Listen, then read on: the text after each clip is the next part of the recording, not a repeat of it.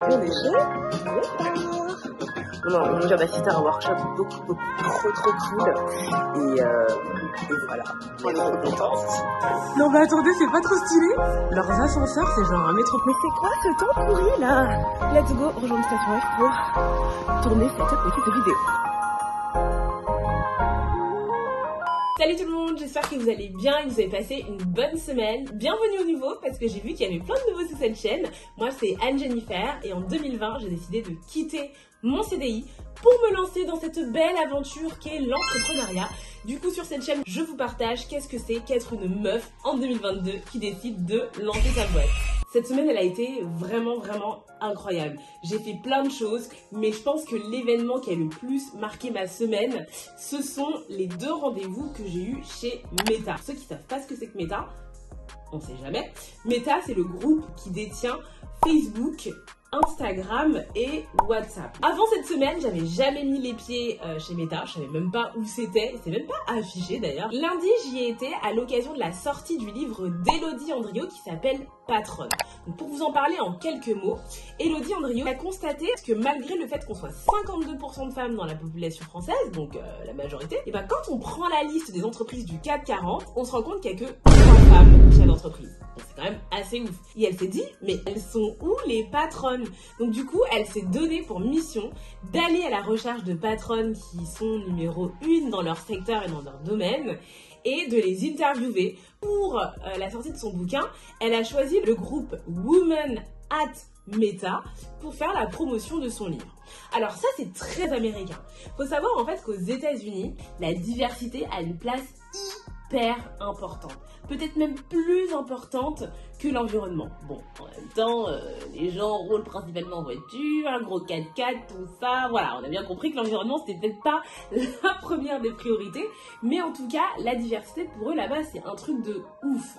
Et du coup, dans plein de boîtes américaines, on retrouve des groupes ta boîte, donc c'est le arrobas. Chez Meta, on retrouve des groupes comme Women at Meta, Black at Meta, Pride at Meta, etc. L'idée étant de créer des groupes pour que les membres de cette communauté et leurs alliés puissent aborder des sujets autour de leur spécificité à travers des activités et des actions concrètes. Et vendredi, c'était dans le cadre des Black à Meta. Meta a choisi de s'engager d'un point de vue business. Et le coup de pouce dont j'ai bénéficié avec d'autres entrepreneurs, c'est un accompagnement sur la publicité digitale.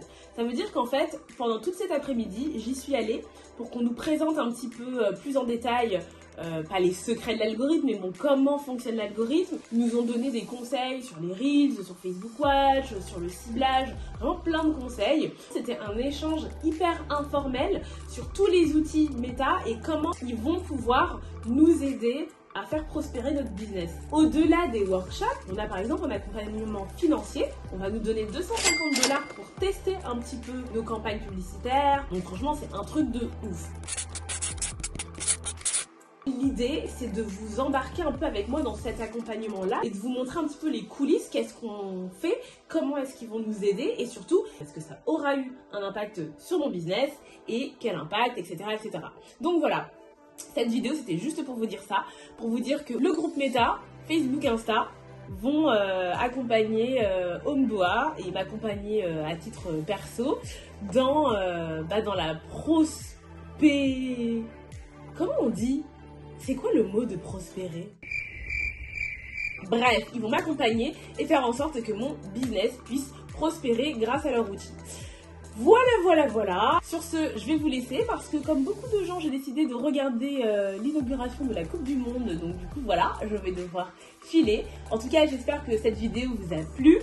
J'espère que vous avez hâte, vous aussi, d'avoir ces super best practices sur Instagram et sur Facebook. En tout cas, si ça vous a plu, je vous invite à mettre un petit like sur cette vidéo parce que ça fait toujours du bien, à vous abonner parce que ça donne de la force. Quant à moi, je vous retrouve très rapidement, puisque je vous retrouve normalement jeudi pour une nouvelle vidéo. Salut! And it's a wrap! Vidéo tournée, je vais pouvoir aller mater l'inauguration dans la coupe.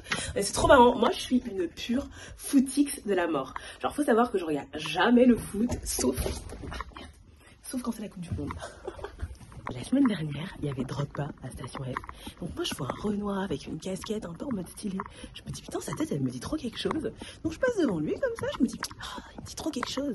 Et en fait, figurez-vous que c'était Drogba. Et que je l'ai absolument pas reconnu. Donc c'est pour vous dire à quel point je suis nulle. Par contre, quand c'est la Coupe du Monde, j'adore cette effervescence. Et ce truc où tout le monde est trop à fond, et trop chauvin. Tout le monde est trop fier d'être français, surtout quand il gagne. Et du coup, j'aime bien et je regarde. Et en plus, c'est toujours une super bonne ambiance à passer ensemble. Donc, je vais profiter de ce dimanche après-midi pour faire ma grosse footix et aller regarder le foot.